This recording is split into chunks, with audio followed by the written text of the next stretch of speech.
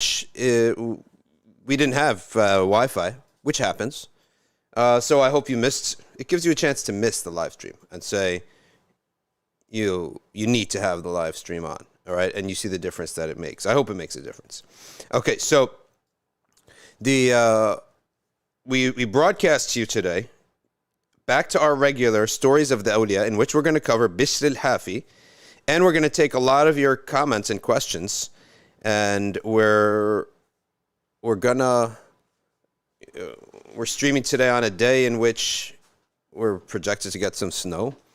Everything is gray outside, and I hope we get some dry snow. I don't know if it's going to happen, but I hope it's going to happen, because nothing is worse, to be quite honest with you, than a winter without any snow.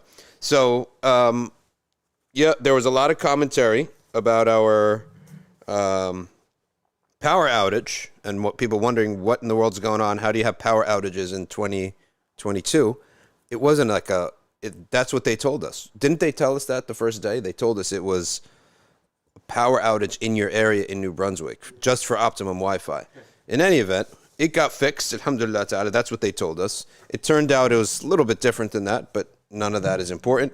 We're all back, alhamdulillah, and let us get straight to our subject matter today of Bishr al-Hafi, the great barakah of reading about the stories of the Awliya. And may Allah subhanahu wa ta'ala make us in constant love of the Awliya, and may Allah subhanahu wa ta'ala grant us maybe even to be amongst them, okay? Maybe even, amongst them, as the Shafi'i say, make me one of them. He said, I'm not from the righteous, but I want to be one of them, or amongst them, sorry. That's the humble, when he mentioned the Salihin, lestu minhum. What was he say? He said something, I'm not one of them, but may Allah make me with them, physically with them, in this dunya and in the akhirah. Sayyidina Bishr al-Hafi, entry number 23 of the book, Al-Risala al-Qushayriya.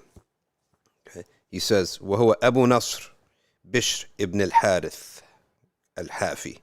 He died in 227 Hijri. He was born 150 Hijri. And that makes puts his death at 841 of the Common Era. Asluhu min Waru. He was from Merv, which is the Persian city. وَقَدْ سَكَنَ بَغْدَادَ وَمَاتَ فِيهَا. But like most of the people from Persia at that time, Baghdad was the main city. They all made hijrah to Baghdad when they wanted to live there, to study there. Yeah. And he died in Baghdad. So he's Baghdad in his living and in his death. وَهُوَ ibn أخت Ali ibn Khashram, or Khushrum. وَكَانَ كَبِيرَ الشَّأْنِ. And he had a big affair. And he is the Ibn Ukht, his maternal uncle was Ali ibn Khushrum. وكان سبب توبته أنه أصاب في الطريق كاغدة. The reason of his tawbah was that on his while he was walking one day, he saw a kaghida.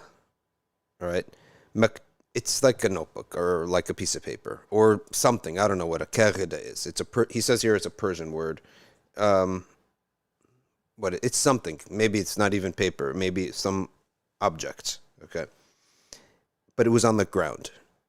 مكتوبا فيها اسم الله عز وجل. وقد وطئتها الأقدام. It seems to be it's like some document there, and he stepped on it. Sorry. He found that people were stepping on it. He saw footprints on it. Okay. وجعلها في شق حائط. So he took it off the ground and immediately went to his house and put it on a shelf in his house. Okay. فرأى فيما يرى النائم كأن قائلا يقول له. He saw in a dream that night someone say to him, يا بشر طيبت اسمي لأطيبن اسمك في الدنيا والآخرة. There's another narration of this, is more detailed, states he took it, he cleaned it off, and then he perfumed it, and then he put it on the shelf. He's not a talib ilm. He says this is sababu tawbati, the reason he made tawbah. This was something that he was a common, regular Muslim man at that time. There's nothing unique about his efforts at that time. The fitrah that came out of him said, nah, we can't have this. This is the name of Allah. It has to be honored. It's just a fitrah that came out of him. And there is a beauty, there's a great beauty when a common Muslim who shows no effort in Islam that is abnormal, and then suddenly, for some reason, shows a great respect for the religion. What that shows is that deep embedded inside of him, this teaching did settle in. This iman did settle in, whether he knows it or he doesn't. Which is sometimes why, when you see that, it touches you. You feel that, subhanAllah. There's another reason too. It's 1000% sincere. That's why we really love it. It's the ikhlas that we love. When you see somebody who's completely normal, maybe even sinful, yet he suddenly comes across face to face with something that's disrespectful to the religion, and suddenly he takes action. Why do we love that so much? Why do you love that more than if a alim did that, or a worshiper? Well, because you expect him to do that. When a regular person, maybe even someone sinful, does that, you feel that it's 1000% sincere, and it's a contrast from what his outward apparent life looks like and what's actually in his heart, right? And this is the case here. And Allah subhanahu wa ta'ala may reward that more than he rewards the regular person. Now, let me rephrase that.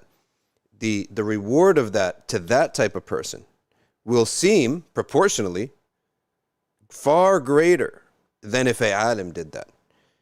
All right, the alim will get rewarded for that. But the reason for that is that it's expected that the alim does it. He has knowledge. This regular person is acting from his fitrah. Right? The regular alim does a lot of great deeds. And when I say that, I mean just a regular Muslim who knows better, who's involved. Doesn't have to be alim, just someone who's involved in practicing the deen. It's sort of expected. And so the contrast between that and his actions, there's no contrast. It's like fitting for him to do that. So he heard someone saying in a dream, telling him, you anointed my name, I will anoint your name in this life and the next. Hence, Bishr al-Hafi is always mentioned. You cannot go 3, 4, 5, 6, 7 lectures about the original Zuhad without the mention of Bishr al-Hafi. It would be an incomplete list. وسمعت الأستاذ علي الدقاق. There's a famous alim of and Zahid and Abid and Sheikh Tariq, Ali الدقاق. He said, مر بشر ببعض الناس. Bishr passed by a group of people. They said, this is afterwards. He's a veteran now in the path of Allah. They said, هذا الرجل لا ينام الليل كله. This person does not sleep the night at all. ولا يفطر إلا في كل 3 أيام مرة. And he doesn't break his fast except every 3 days. So Bishr passed by them, and then he went alone, فبكى, and he wept. You see this word, he wept, all the time, and it does not necessitate that he actually cried tears. It could, but it could also mean that he just became very pensive. Because when you read Arabic literature, they use this word all the time. It just means he became very solemn and pensive. Now he had companions with him, and they said, what's the matter? He said, I don't remember ever once spending the entire night in ibadah. And I never once fasted like this, the way they said. Okay. However, it is Allah subhanahu wa ta'ala. He places in the hearts of the people this good opinion about me. That's the truth. And what I believe, and Allah knows best, is that when this happens, that's how Allah is rewarding him. We know that Allah can expand the reward of somebody. We know that Allah can expand the reward of someone who prayed some tahajjud, that he counts it as the whole night. We know that Allah Ta'ala, if somebody's sick and sleeps, that Allah tells the angels, write down his tahajjud that he would have done. We know that if somebody missed out on Hajj or Umrah, that Allah writes it down, wipe away all his sins as if he had done Hajj. We know all these things. So it's not far-fetched to imagine that what Allah put on the tongues of the people and caused Bishr al-Hafi to hear it, what it really means is that this is how Allah is going to reward him. So Bishr became very pensive at that and emotional about this, because he said, I never did this, but Allah subhanahu wa ta'ala yulqi fil qulubi akthara mimma yaf'aluhu al-abdu lutfan minhu subhanahu wa karaman. But Allah puts in the hearts of the ibad, okay, a better opinion than what you actually did. It's generosity from Allah. Now, will Allah cause the people to think that and he's not going to reward him with that? You should always realize that anytime that you get a good opinion of Allah Ta'ala, and you truly believe that, not out of effort, you actually truly believe that, Allah Ta'ala will not let you down with less than that. It's a great ni'mah. This is from the meaning of Allah al-Kareem. Imagine you come in to the king invites you, and there is no true analogy with Allah subhanahu wa ta'ala. We all know that, but it is permissible to give something that we understand, as long as we recognize there's no full analogy with Allah Ta'ala. Imagine you go into a king's invites you, and then in your mind, you imagine, oh, today we're going to eat a great dinner. Because the kings invite us. How could a king invite us without us having a great dinner? We're going to have a great dinner today. A generous king, and you start saying, oh, we're going to have a great dinner. A generous king, now that you believe that, he has to give you, he will definitely give you that and more. Because you believed good about him. Now, do you think that he's going to let you think good and then he's going to disappoint you? So that you would say, it was a disappointment. The visit to the palace, I thought it was going to be here, it's here. I thought I was going to get this, I got this. So if Allah Ta'ala leads you to believe something about him, you should know that that is one of the foreshadows that he will fulfill that for you. And more. Because that's the definition of al-Kareem. Think of the opposite, would not be al-Kareem. Right? And that's why if anybody ever came to the Messenger sallallahu alaihi wasallam with a high expectation, he never let them down. Because the Prophet takes on these good attributes. The same attributes of generosity. So it's a great bishara. And Allah Ta'ala does not give bishara to somebody and then make them believe it and then let them down from it. And who is that? Who are we talking about? We're talking about the pure hearts. Hearts that are clean. He then says, وَقَالَ بِشْرٌ Bishr said, رَأَيْتُ النَّبِيَّ صَلَّى اللَّهُ عَلَيْهِ وَسَلَّمْ فِي الْمَنَامِ I saw the Messenger, peace be upon him, in my sleep.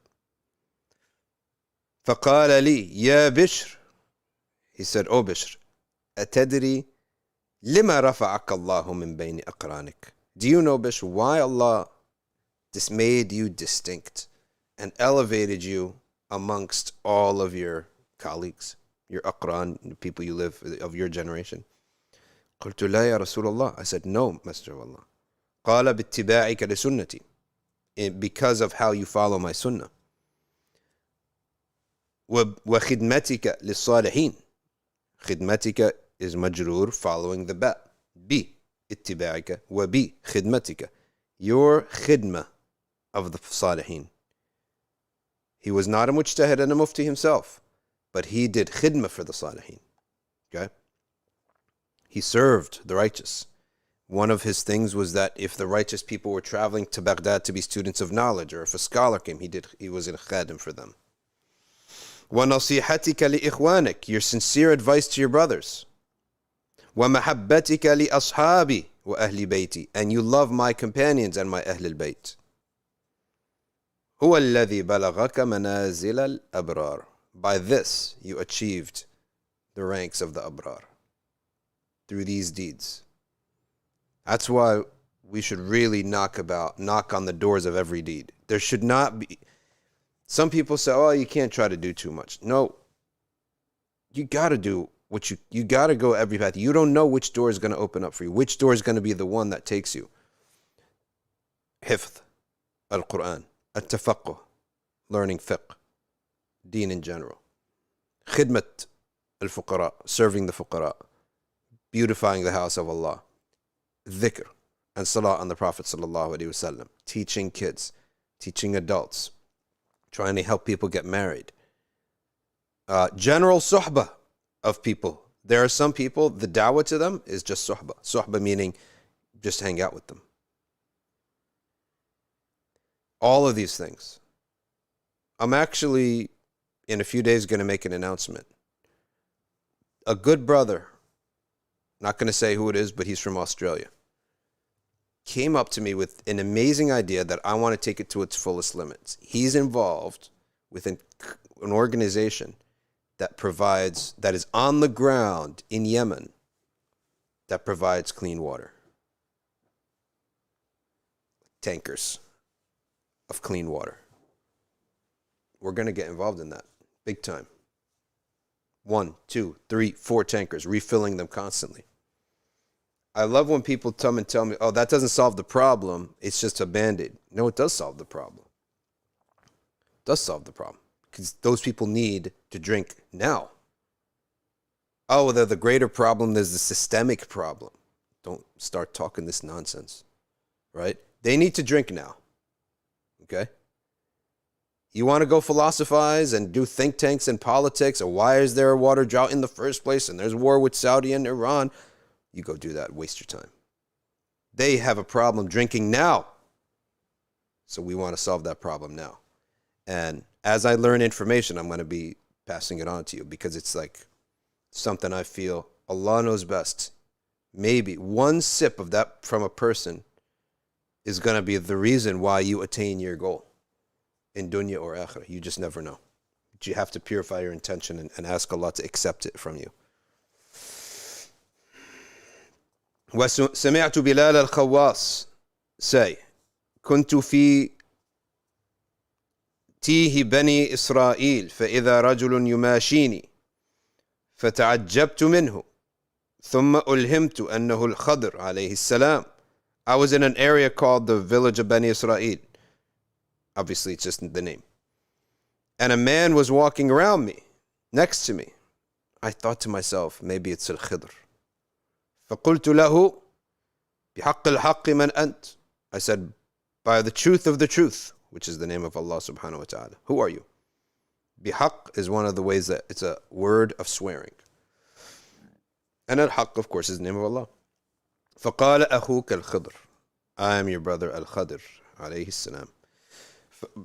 فقلت, you might be surprised because I don't know if you know, if you go into the books of Ahl Sunnah, you find that they hold al-Khadr to be a different type of human being, that he lives a different life, half of it in the dunya and half of it in the barzakh, such that he lives, he exists and can be physically seen amongst us. Allahu A'lam, that's what they say. Imam al-Nawawi is said to have met al-Khidr many times. فقلت له, I said to him, أريد أن أسألك, I want to ask you. قال سأل. فقلت ماذا تقول في الشافعي رحمه الله تعالى. What do you say about Imam al-Shafi'i? فقال هو من الأوتاد. He is from the pillars. The pillars of Iman on the earth is a Shafi'i. فقلت ماذا تقول في أحمد بن حنبل رضي الله عنه. What do you say about Sayyidina Imam Ahmad ibn Hanbal? قال رجل صديق. He's a Siddiq. Siddiq means من كبار الأولياء. Okay. قلت فماذا تقول في بشر بن الحارث الحافي. What do you say about Bishr al-Hafi? فقال لم يخلق مثله بعده. No one like him will be created after this. فقلت بأية وسيلة رأيتك. He said, by what means did I see you? Like, why am I seeing you right now? What deed caused me to see you? فقال ببرك لأمك. You're good to your mom. Like, this path, the spiritual path, by the way, is very simple because it's for everybody. So if you look at the deeds that cause a person to draw near to Allah, you find them to be very simple. They're not big because they come for the literate, the illiterate, the rich and the poor. All these people, like prayer at night, anyone could do it. Fasting, anyone could do it. Wudu when you don't want to make wudu, anyone could do it. For example, if a person is late at night and they have relations with their spouse, there's a sunnah to go and redo to wash off the najasa and then make wudu. That's the sunnah. Now it may be like 1 in the morning. I don't want to do that. That's what the Prophet ﷺ called al-wudu عند الكرهيات. Wudu when you don't want to do it. Al-karhiyat. Wudu on a cold winter morning. To be quite honest with you, if you don't have a khuf in the winter, you're missing out on a lot of ease in life. The khuf. Right. Has the khuf been a game changer? It's a game changer. It is a game changer. Guys, make dua. Raya is just he left the studio, this computer seat. He's now sleeping over there. He's sick. So make dua for this brother. Right. Well, I think right after this you go home and sleep and eat your mom's food. Whatever responsibilities you have today, you just tell me what they are. We'll take it over. Sister Tasneem will take it over if it's related to ArcView. Yeah. Okay. So we'll open up that and we could zoom you in for the Mawlid. You could listen to it because we're calling it now the night of Salah on the Prophet sallallahu alaihi wasallam, and it's going to be a really nice. We're going to read part of the Habib Omar's poems, and then we're going to do a different Salah each time. And there's a PDF for it, inshallah ta'ala. Okay, so we have I guess it's like a fuzzy bean bag or something, and Rai just collapsed on it. But the khuf is really like something special. Such a great rukhsa. It's unbelievable rukhsa, to be honest with you. The khuf. قال أبو عبد الله أحمد بن الجلاء رأيت ذنون المصري. I saw ذنون المصري. He is the Nubian wali of Allah subhanahu wa ta'ala from the early times. وكانت له عبارة ورأيت سهلا وكانت له الإشارة. What was special about the Nun al-Misri? He had expressions. He was able to express himself with sayings that were amazing. And I saw Sahl ibn Abdullah Tustari. What was his say? He had ishara. Ishara is almost like a very subtle observation. An observation no one else would have made. وَرَأَيْتُ بِشْرٍ الْحَارِثِ الْحَافِي وَكَانَ لَهُ الْوَرَعُ. And I saw Bishr, and what was he distinct for? Wara. Wara, if haram is here, the wara is way over here. Like he doesn't even come close. He avoids the makruh. He treats the makruh as if it's haram. If you treat the makruh if it's haram, you'll never fall into the haram.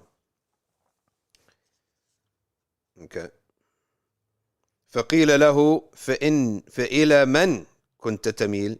He said, who did you lean to? You saw all three of them. Who was you more connected to? He said, Bishr ibn al-Harith.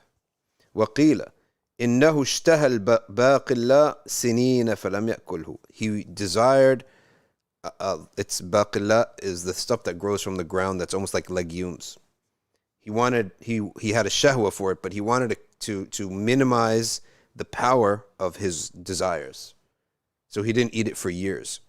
Not that, see, one of the things that is very good for discipline, and the Ahl Tasawwuf, they're all about it, is that the shahwa, you don't want to feed this thing. You don't want the desires, the temptation, the desire. Shahwa is the desire for the natural desires, food, all these things. He didn't want it to grow. He wanted it to shrink. So whatever he desired, he actually would not have it.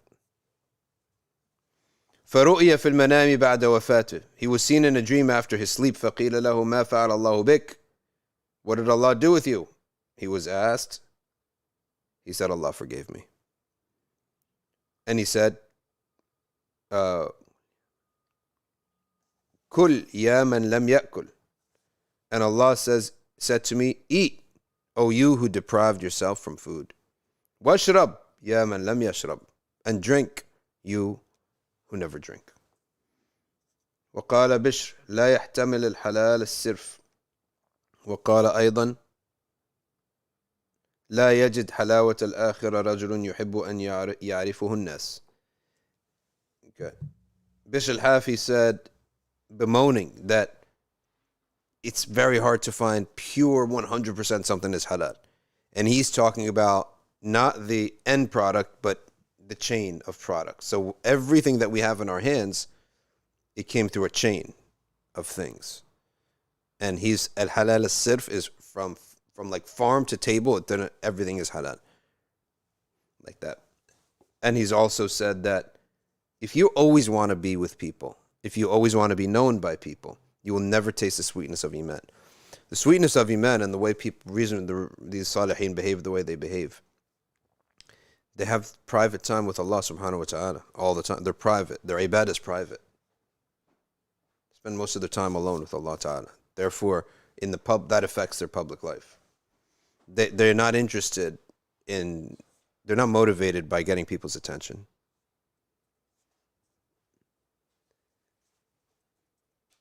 رؤيا بشر الحافي في المنام. Bishr al-Hafi was seen in his dream. فقيل له ما فعل الله بك. He was told, what did Allah do with you? فقال غفر لي. He forgave my sins. وأباح لي نصف الجنة. He permitted me half the Jannah. وقال لي يا بشر. And he said, oh Bishr, لو سجدت لي على الجمر ما أديت شكر ما جعلته لك في قلوب عبادي. He says, if you were to prostrate to me on a bed of hot coals, it would not fulfill the gratitude of what I have placed about you in the hearts of my servants. In other words, that's good news. He's saying, I have made my servants love you so much. They will love you so much that you cannot possibly be grateful for this. That's what he was saying.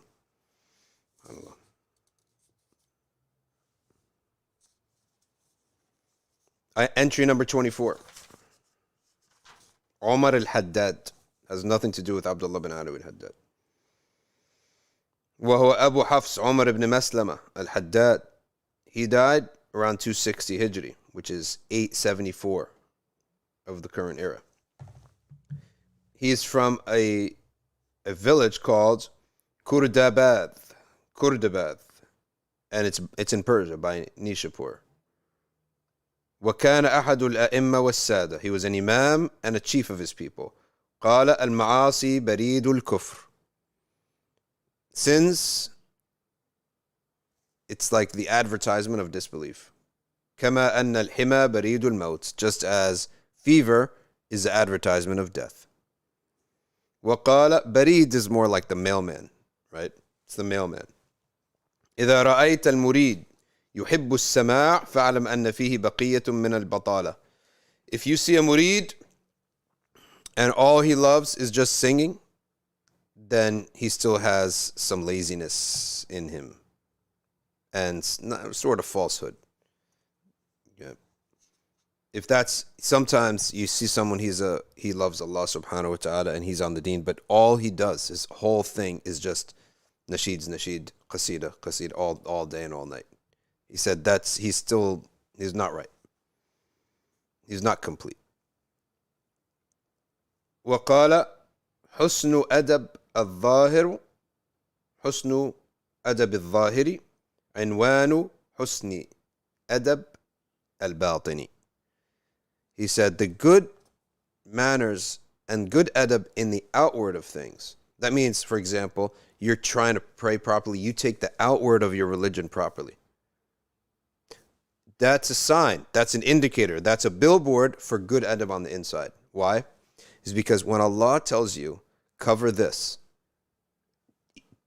don't eat this, pray like this,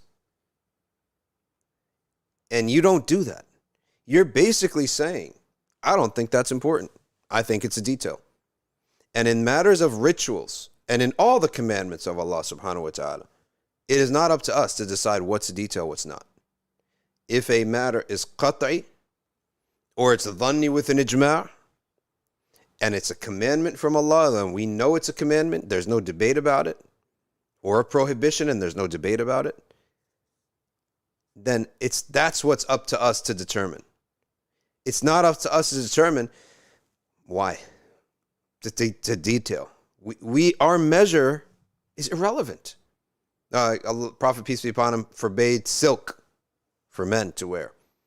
And I have now a little item, handkerchief here, that's made of silk, and I just put it, and someone says, by the way, that handkerchief is haram for you to wear. No, but if it's mixed with more than is needed, if it's mixed with it, it's not.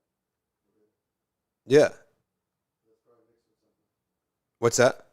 Like if the silk is mixed with more than it would need it to be mixed to be a product, Yeah. then it's not haram to wear. Yeah, then it's not, if it's mixed, then that's a discussion. But if it's pure silk, right? A pure silk handkerchief. And someone say, hey, by the way, it's haram. Bro, it's just a handkerchief. Literally, and he says something sarcastic. Oh, wait a second. So God above seven heavens cares about what kind of handkerchief I have. We say, no, the question is not about handkerchief. The question is, how many lashes? Because you're making, you have an attitude with Allah now. Okay. Or the movements of salah. The movement of salah. There's a sunnah. There are sunan of the hay'ah, so that your back should be straight. That's a hay'ah. Okay. What is this? There's a sunnah that the Prophet used to keep his fingers spread in the ruku', like when he would hold his knees. That's like a light sunnah. It's a hay'ah.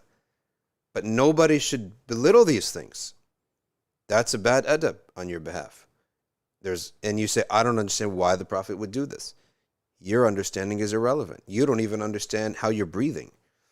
You don't understand why oxygen benefits your body. We don't understand anything.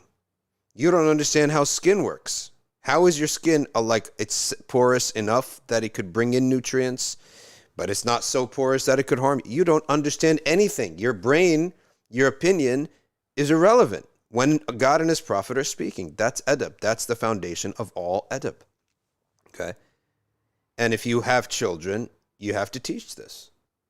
And how you teach it, sometimes if me as a parent gives a commandment and an order, sometimes I explain it and sometimes not.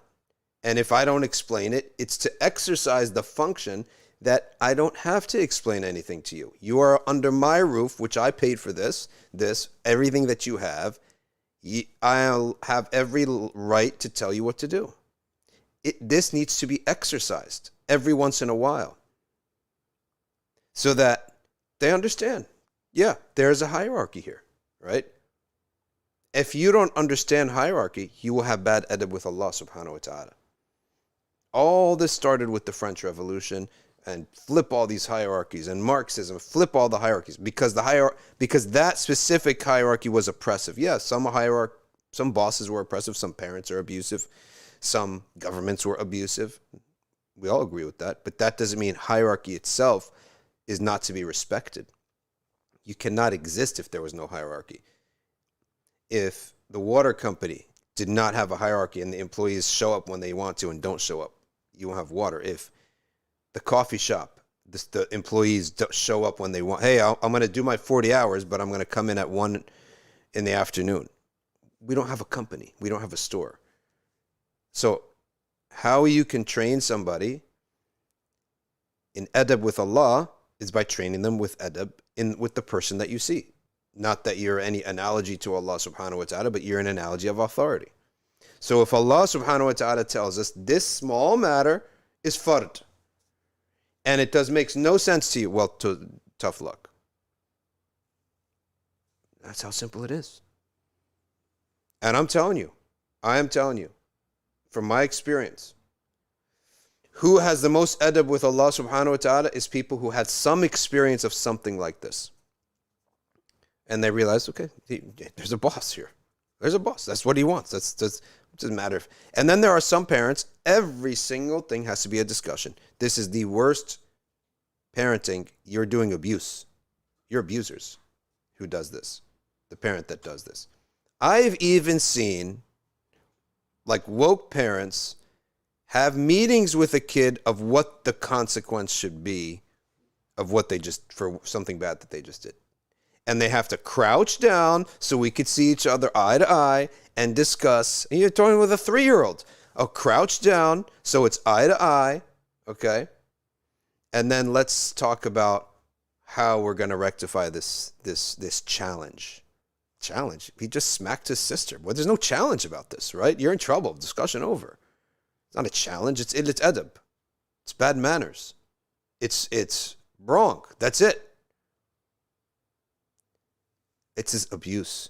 Now, that kid, if his mom and dad treated him like this, then he's going to come in Islam. And this is your creator. They will not know how to interact. They will become these types of progressive that it's all about maqasid al-sharia. Allah has to tell me why he's doing something. The Prophet has to explain to me, and I have to understand before I do it. We understand the foundations. Why should I believe in God and the Prophet? Why should I be convinced of the Quran? Why should I hold that the Messenger sallallahu alaihi wasallam is truthful? Why should I hold that this hadith is sound? 100% use your brain on all that. That's the difference between us and the literalists. They go too far in that. What's the proof? If you're majnoon, there's nothing obligatory upon you. So if you don't have your intellect, okay? If you don't have your intellect, then you don't have to do anything. No hujjah against you. But if you do, then you're responsible. Therefore, what is the difference between of taklif? It's the intellect. Okay? So, in hadith, within Islam, if somebody says, a random person, the Prophet ﷺ said that wearing olive green sweaters is haram. I say, what do we say? Show me the narration. You are majhul.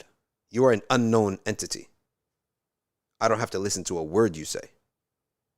So you have to give me the dalil. That's what we say inside of Islam. Then outside of Islam, hey, you're all telling me to submit. Okay, give me the proof. Give me the proof that we have a creator and that this is his prophet and that this is his book. There is absolutely nothing wrong for you to say that, to have that attitude. Okay? But now, so we do have an element of that. Who's our guest today? Hey, you're still alive, mashallah. Come and take a seat. Who invited you? Ryan? Like, who is connecting? You just popped in? Yeah. Good. You're welcome to pop in at any time. Come and sit down with us. Where's the chocolate? Here. Okay.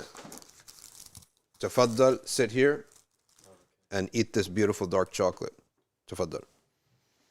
Okay. Now,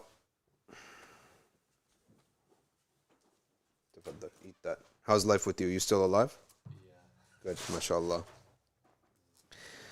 Respect is going to come to a child with age when he earns it.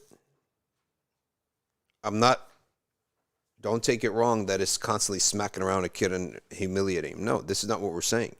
We're saying just he has to understand there's an authority. He has to understand what that authority is responsible for and what he could do with that other way he can't. Right? He has to understand that. Boss-employee relationship has to exist. It has to exist. You cannot possibly have a world that turns. Well, how do these companies work? How does governments work? There has to be order here. How do militaries work? So,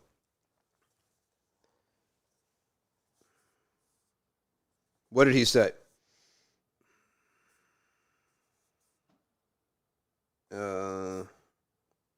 So that's all of a commentary on is saying that the outward of religion is the indicator of the inward of the heart. Your religion on the outside, your taqwa of things on the outside, okay,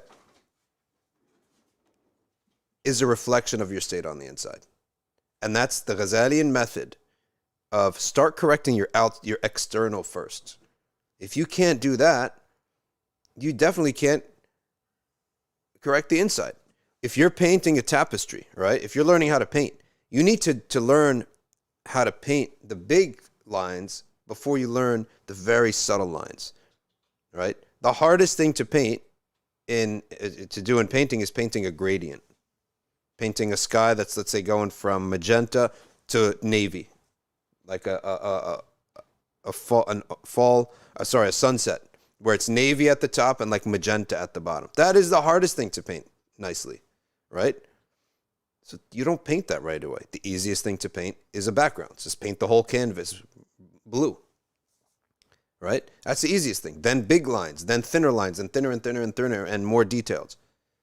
That's how it works. So you paint the outward first, then the inside.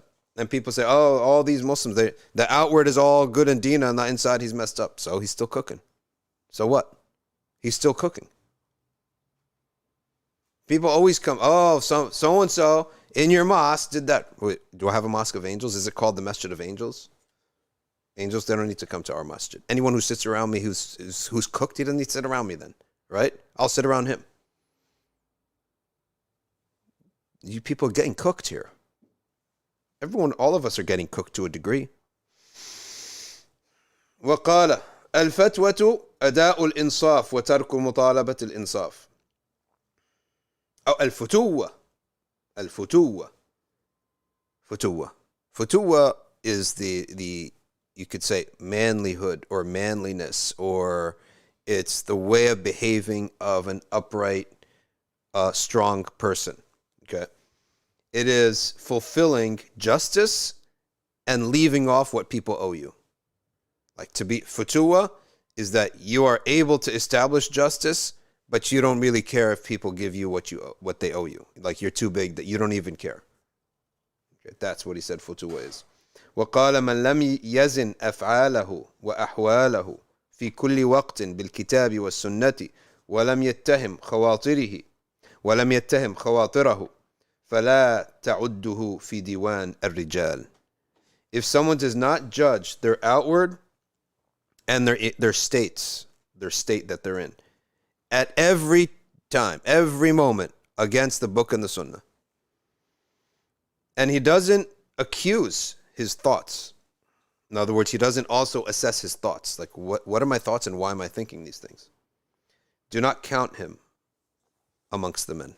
Al-Rijal, as we said in Tasawwuf class last Thursday, every Thursday, ARC view is Hanbali fiqh followed by Tasawwuf class.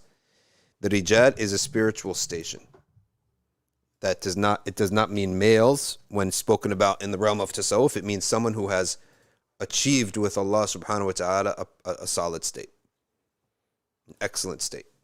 That's called al-Rijal. رِجَالٌ لَا تُلْهِهِمْ تِجَارَةٌ وَلَا بَيْعٌ عَنْ ذِكْرِ اللَّهِ وَإِقَامِ الصَّلَاةِ. Men, Rijal, they're not distracted by buying or selling from the remembrance of Allah subhanahu wa ta'ala.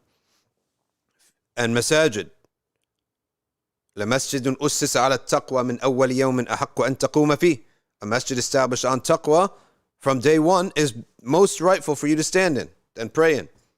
Right? فِيهِ رِجَالٌ يُحِبُّونَ أَن يَتَطَهَّرُوا. It has in it rijal, they love to be purified. These are the attributes of rijal.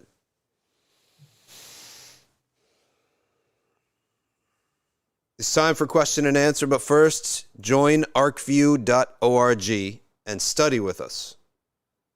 Start studying ilm. All right. Lessons in order. This is general majlis, right? It's public dawah, it's general dawah, and it's a general majlis. We may bring up a point of fiqh here and there and a point of aqidah here and there, but you need to study systematically. People who come study with Safina Sada, they choose a madhab. And they study that madhab. And it takes time. Marination takes time. Cannot marinate something quickly overnight. And it's rotisserie chicken. That is the best chicken. Health and taste. Okay? The rotisserie chicken and the dhikr is the gravy. Right? If you just drank gravy, you get sick. Right? If you just ate dry chicken, you wouldn't be happy. So health and happiness. It's a rotisserie chicken that the white meat if it ever got dry, we got plenty of gravy. The gravy is the Sufism, the tasawwuf, the dhikr. That's the gravy. We put on a lot of gravy, right? But you have to have something to put the gravy on, right? And that's your study of fiqh, your ibadah, and your sacrifice, right? All that. You need to have that. And that's where there's hardship. Like, it's not easy to do these things, but you need something on top of it, right? To make it easy. That's the dhikr, and that's it. So go to ArcView, all right, and get involved. And support this live stream at patreon.com/Safina Society. I wanted to make it patreon.com/Safina, but somebody had taken it. Somebody who doesn't use it. A model who calls herself Safina. A failed model. Yeah. Yeah. I don't know why her whoever named her that. By the way, there is a Italian family called that. That's, I don't know, maybe they're from Sicilian background and some Arabic stuck in. Joseph Safina. I called him. I said, I sent him a message through an agent and said, you own Safina.com, and he's sitting on it. He just doesn't want anyone to have his last name as a website. I said, I'll buy it from you. He said, all right, how much? He tells the agent he wants $750,000. I said, this guy's playing games. He's just sitting on Safina. I have to wait till he dies. He wants $750K for it. I just have to wait till he dies. I tracked him down. He's some guy who has some money. He has a yacht in Florida. I think his daughter's the model. I just got to wait till you die. That's it. And hope that your daughter loses the whole thing, the website, and it goes, you know, when you don't pay for the website, right? When you don't pay for the website, company just puts it back up for sale. That's what I have to hope for. Because I just want to have all the Safina domains. I actually also inquired about getting something from the restaurant, Safina restaurant in Houston, right? Yeah, in Houston they have Safina restaurant. And it's got like almost 90% art lettering and everything too, right? I said, hey, if we file them a lawsuit, right? If we like file a lawsuit, and they would have to change their brand, then they contact us back, we'll make a deal. They can keep the restaurant, and at least I get some cut, right? But the lawyer said, sorry, you don't have a case because they're in a different industry, right? So if I opened up like Adidas toilet paper, they can't sue me because I'm in a total different industry. I guess that's the case. Anyway, there was also Safina, an organization in Canada, and we wrote them a letter.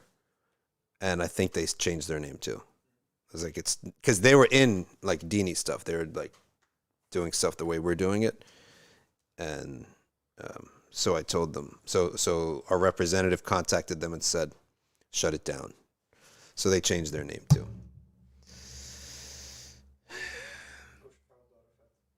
Who? Darulfets.org. Darulfets College. You can now go to our Instagram and follow Darulfets College. You can follow it on Instagram. And you can learn. Okay, because that's our hardcore stake. Because Darulfets takes effort to work and to study at Darulfets. Okay.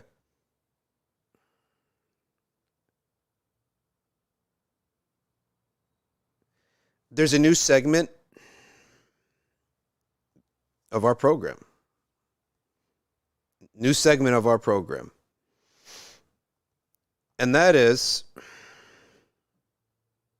Clown World Recreational Outrage, where we read to you things about this society which make you say, we're living in a clown world. Like stuff that is so stupid, you can't imagine that it actually exists. Okay? And today I discovered something recently, a couple weeks back. I discovered something. Something that to me is the dumbest thing I have ever heard. And it's called professional cuddling.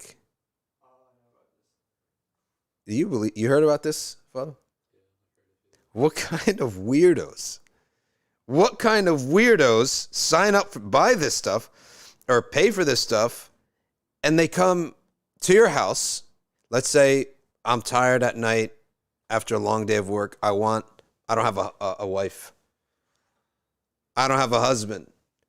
Or I want to sit down and watch a movie, but I don't have anyone. I'm all alone. I'm lonely. There are companies now. You pick the person. That person will come in, snuggle up with you on the couch, put a blanket, and you watch your movie together. And then you, boom, leave a tip and write a check. You don't even know this person. This person's coming in, right? Now, besides that, it's disgusting. And it's so weird for both parties. To me, this is like, all this is a loophole for prostitution, right? Because you can't possibly be laying on a bed and there's a person of the opposite gender body to body with you to keep you warm. And you're telling me nothing's going on. So on the one, I'll tell you what it's a loophole between. Your conscience, someone says, I didn't hire a prostitute, I just hired a cuddler. Your conscience and the actual law, because it's illegal. So obviously, what do you think is the number one news story about this? Okay. Professional cuddler accused of having sex with client. Client accused of sexually assaulting professional cuddler. What the heck did you fools think was going to happen when you opened this industry? Clown world, recreational outrage. That's what it is. Okay. And then you got people, no, I am a professional cuddler, Reddit advertisement. But I do not have sex with my clients. That's why you're putting ads in cuddler. In Reddit. You totally missed the point. That's why you're unemployed. What the heck did you think this thing was, right? All right. This thing, it's all news stories about people who, I ordered a cuddler, but they wouldn't have sex with me. All right. I ordered a cuddler. Obviously, this person thinks they understood what it is. It's really insane that this is actually a thing. And I just read these things and my mind blows up and I need to vent with somebody about how stupid, how weird the Western civilization has become. Like, why are you people so weird? Okay? You have become weirder than pagans. You are pagans. Everything about you is weird. Okay. Father, what do you think about this? I still can't even believe that people would be willing to pay for that. It's so weird. I wouldn't pay for someone. Whose wife is this? Huh? Whose wife is going out and making this money? Imagine you're in a relationship. Oh, what's your job? I'm a cuddler. So you cuddle with other guys. You go into their bed and do everything except sex. And you think I'm buying that? Or believing that that's even, and if it's possible, to be honest with you, I'm actually worried about you. You must be gay, right? If you're a dude and either you're a cuddler or you order a cuddler and nothing goes on, right? You got bigger problems than ordering a cuddler, right? You got bigger issues, right? Whatever happened to honestly, these people, they don't even know how to commit regular sins anymore. You know, with the World Cup and everything, all the players, they get highlighted. So like Mbappe plays, he gets highlighted and all in the news is all about his whole life, right? I'm looking, they're so proud of him for having now a transgender girlfriend. That, I'm looking, it's a dude. His face is a complete dude. He has a transgender girlfriend. I'm like, bruvs. You are a French superstar. I understand you're going to go around committing zina. Can you consult with me and teach you how it's done? Right? I preach against this stuff 24/7, right? I know how it should be done. You are screwing up your chance. Khalas, you're doing zina, you don't know anything. Don't waste it at least, right? There's a Moroccan saying, if you're going to steal gold. If you're going to fornicate, find a princess. It's a stupid saying. It's a saying, right? They don't even know what they're doing anymore. You are going to waste your youth and all of that time with unbelievable. And here, they know about her. Inez Rao. A dude that became a woman at the age of 16 to 24. It took them all this time. And this is who Kylian Mbappe has chosen for himself. Okay. This segment is called Clown World Recreational Outrage, where we look at this world and how Western society has become. Okay, bro, this person is so masculine in the face that the lowering the gaze ruling is in question. Okay, all right, the lower the gaze ruling is in question. Okay, Ajib.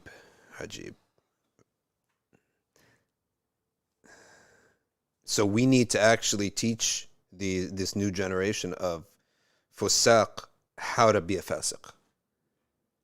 Whatever happened to the traditional old kabair, right? Wine, okay, I get that, right? We get all that stuff. Fadl. This is a guy or a girl. Split second. Can't even tell anymore. So, Summer says, there's now a discussion you cannot call mother milk anymore. You have to call it human milk. Anyway. All right. What else before we go to Q&A on Clown World, recreational outrage? Because we're living in a clown world. I'll tell you why there's value in this segment. We can't get lost on reality. They're getting people lost on reality, right? Certain things should not be up for discussion. We have to put that line there. If we start discussing them, then we fall into like what Trump did. We're going to build a wall. Mexico's going to pay for the wall. He got everyone discussing how Mexico's going to pay for the wall, not should there be a wall, right? So when you start, when the reality is spinning out of control and spinning into different orbits, we cannot let ourselves get to that orbit. Pull me back into the regular orbit of what is actually up for discussion. Okay.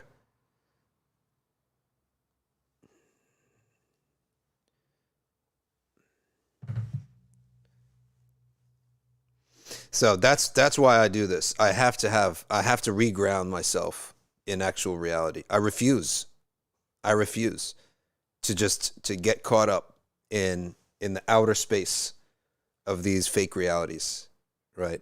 Bring me back to regular reality. And regular reality has sins that we all know about. The stuff that's like in the Quran, the stuff that's in every society that every prophet dealt with, that's the bad guy. You're going to bring me some other bad thing that's 5 levels removed, I'm going to pull you back in. All right, let's talk now. Let's take your questions. Open QA session today because we didn't have an open QA session. We're now on segment 3. We did Stories of the Awliya. We transitioned, a weird transition, to Clown Worlds, recreational outrage. Bring us back to reality. Didn't Yes. someone ask Sayyid Muhammad Ali Maliki, like, why are there so many awliya in Morocco? Yeah, and what he he said? said. He said because of, like, the opposite of it is so prevalent there, too. The magic and all this stuff. Subhanallah, it is very true that why is in Morocco the tasawwuf is very big. One of the reasons is because Morocco also has a lot of fraud, spiritual frauds. And why do they have a lot of spiritual frauds? Because a lot of the, what are they called? The Amazigh, their original religion is pagan. So there is a blurred line. A lot of the Amazigh, there's a blurred line between Islam and their old pagan stuff. So when the ulama, number one, in order to bring them Islam, the spirituality is the language with them. So there's a false spirituality, there's a true spirituality.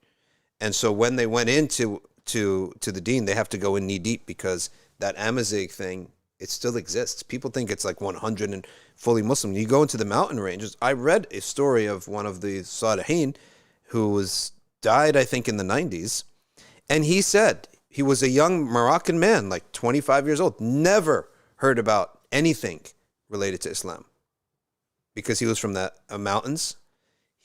And only when he came to the city to work, and he had an accident, okay, that cost him his eyesight, that he started to learn about Islam. He literally did not know the Shahada. I'm not even kidding you. His book is in Michael Sujik's book on the righteous people that he met. When he became a Muslim, he started going to the mosque. And then he did not know what wudu was. He thought that the people making wudu were just washing their hands. He didn't even know what wudu was. So this idea is not far-fetched. And people who go and make fun of the Moroccans, oh, they have all these weird things. They're doing dawah to pagans. That's why some of that stuff seeped in, and they had to tolerate some of it because to discuss bigger issues. In the same way that we American Muslims, we have a lot of people who are working on themselves, and they're not there yet, and they have pasts. You get a person with a 40-year past, and they're trying to come into Islam. There's going to be a lot of things that they're still working on, right? And a lot of things they cannot change because they're just embedded in the family. If I deal with this now, it'll break up my whole family. So they're just going straight little by little. So they're when I say tolerance, that's the type of tolerance I mean. Someone who's penitent, who's working on themselves, they understand the rulings, but it's going to be a slow development. We have to accept that. The Baha'i says, is being a social worker haram? As I've heard, from a cultural point of view, they are haram home wreckers.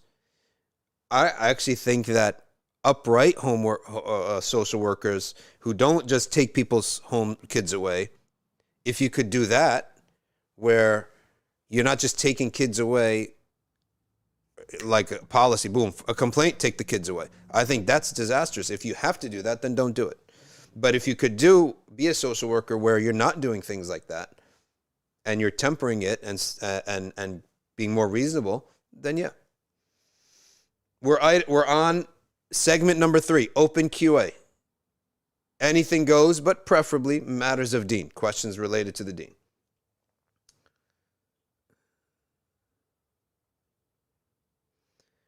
Awliya Shadhali, regular reality does not be bussin', and I can confirm, yes, he is confirming. Regular reality. We need old-fashioned reality, okay? That's what I'm down with. It's good and it's bad. And you're going to go and bring some lunacy. What's Moab says? Calling out a leader who is oppressive. But he's talking about the Madkhalis. Madkhalis do not believe that you can speak out against a leader in public by name because that would cause chaos in the society. And honestly, if I was a ruler, I would invite all these Madkhalis. Come. You're all about obeying the leader. Now obey me. You do the mawlid there. I want you to pick a madhab and practice it there. I want you teaching Ash'ari Aqidah there. Obey me. I'm your ruler. That's what they believe, right? Obey the ruler, no matter what. If I ever had a country, if I ruled a city-state, Madkhalis, come. Free visa. So you can obey me. Because you're all about obeying the ruler. Mohammed bin Salman hosts ridiculous concerts and fawahish, zip it. Your own sheikh says, if he commits zina, and he skips salah, and he commits the acts of qawm lut, obey your ruler. Wait a minute. Any ruler would want you, right? We would want you in our country. You're like gold for them. The truth of the matter is that what is correct seems to be that if calling the ruler in public would not lead to social anarchy or oppression or lashing out by the ruler, then there is room for that. And if calling out the ruler would cause the people to rile up and that it would cause him to have a reaction of oppression against the people, then it is mahdhur minhu. Okay, it should be weighed in that respect. Why do I say that? Because from the Sahaba and from the Tabi'een, we have actions of that. There was a governor from Bani Umayyah. He came in and he practiced Salat al-Eid incorrectly. He treated it like Jum'ah. He got up to give the khutbah first, not the prayer first. A Sahabi was there and he corrected him. Another time he came and to give the Jummah khutbah, and the signs of drinking was on him. He was a little bit not right in the head, okay, because of drinking. He was called out, okay, by Sahabi. So you do have cases like that where the ruler was called out. And you have the example of Malik, who knew that the ruler, there's more good in him than bad. He treated him with respect. He never called him out, but he did. For example, one time, the governor of Medina came to Eid prayer. Wait, was it Eid or Istisqa? I think it was Istisqa prayer, maybe. Or maybe, no, it was Eid. With banners and flags, officialdom. And Malik said, La hawla wa la quwwata illa billah. So he expressed displeasure with the ruler. Then he heard, the governor heard that Malik was upset. He said, what is it?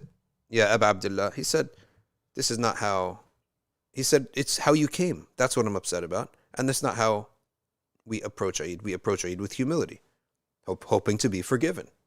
Do this act of sunnah, mu'akkada. So sometimes it exists and sometimes it didn't. It has to be a balance. Okay. It has to be weighed out by the alim. And the silence of the alim is not always his approval. He may know that silence is necessary in order to avoid a greater harm, then that's his right to do. So I would say about that, the madkhalis are not 100% right, they're not 100% wrong. Does dua during snow has the same benefit as dua during rain? I believe it, yes.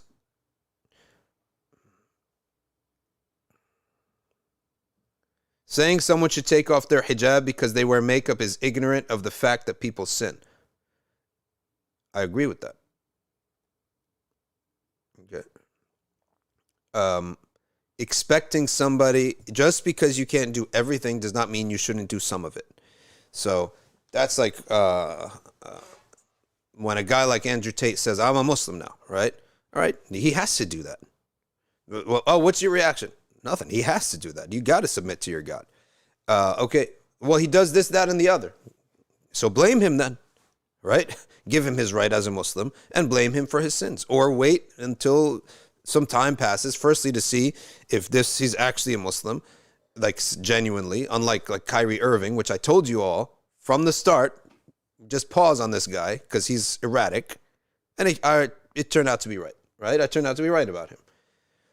Secondly, because he's not a Muslim as we know it. He says, I'm a universalist. And Islam was just like a slice. And you see the guy, oh, he has to be escorted to break his fast. Drink water and end it, right? He has to be escorted to the locker room by 3 security guards to eat a banana because he's fasting. I know the guy. The guy was erratic. Anyway, may Allah guide him. Maybe he'll become Muslim properly. But when you see something like that, you give due to where it's due. And you ask people to complete, and you support them to try to complete what they're missing. Not leave it all if you're not going to do it all. And it's different when you say that to someone born in Islam, right? When someone's born in Islam and they're born to a pious household, they're going to be approached differently than somebody who's coming in to making tawbah. All right. How do you know if someone has performed sihr on you? To be quite honest, I don't know. We have a raqi here in New Jersey. Life of Vader. Come to NBIC. We have a raqi here who can help you. I have a job interview. It says where the daffodils grow. Please make dua that it goes well. May Allah subhanahu wa ta'ala give you tawfiq and grant you what is best in your job interview. What's the opinion on gems and them having different benefits? Says Harman Moody.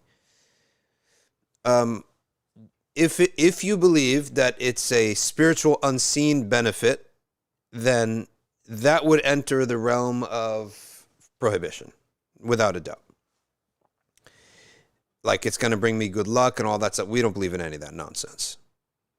If you believe that it physically, but touching your skin, can help your joints, I don't know how, then we say it's a scientific claim now, right? You see the separation that we're making? The first thing is, what is the claim? Are you saying that it's going to bring you some spiritual blessing of some sorts? Then no, exit out completely. But are you saying that no, wearing a bracelet is going to help my arthritis or something, that it has a scientific benefit? Then we say it's a scientific claim. Immediately we're outside of halal and haram once you say that. But we are in the realm of science now. So prove it. We're in the realm of demonstrative knowledge. Can you give me a demonstration that it works?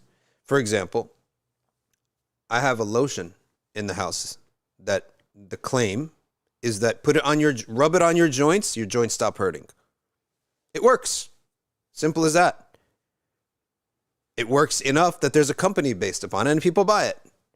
That's what we're saying. Once you say it's a scientific claim, give us a report. Make a demonstration. And pseudoscience is scientific claims that have no experimentation or demonstration behind them. That's what we call pseudoscience. Applying pseudoscience will never be sinful. At most, it will be wasteful. It's just a waste of time. And I'll tell you, the sign of pseudoscience is that people get very attached, right, to the claim. And they built like little cults around it. That's a sign of pseudoscience. It's more an emotional belief. Are you making a scientific claim? Then prove it. Okay. That's it.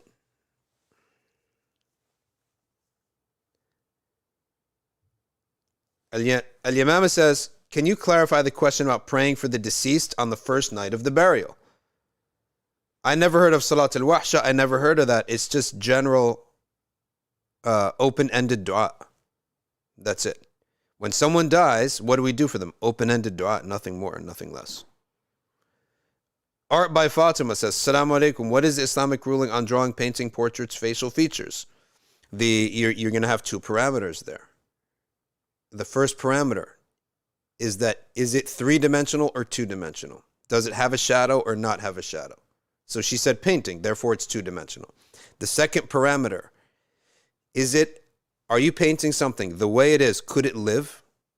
For example, a full human can live, right? A human without a hand can live. But a half human, no, can't live, right? A half human cannot live. It'd be dead. A horse with a broken leg, with three legs, not four. It can't live. That's the second parameter. If there's one of the two parameters, then it's makruh. If there's both parameters, it's haram. So if I was to draw two-dimensional, a full person, that's makruh. If I was to draw a face, that's halal. Same with animals. And as for non-living stuff like plants, all of it's halal. Plants and and rocks and mountains, all of that is halal. What's your Titi Ansari? What is your opinion on Adnan Ibrahim? He has a lot of bid'ah and he's a perennialist, and some of what he says is even bid'ah mukaffira. What if you drew a human with a hole in the heart? Then it cannot live. So you don't have either of the two parameters. So it becomes halal. When we say A'udhu Billah, are we asking refuge from shaitan or all shayateen?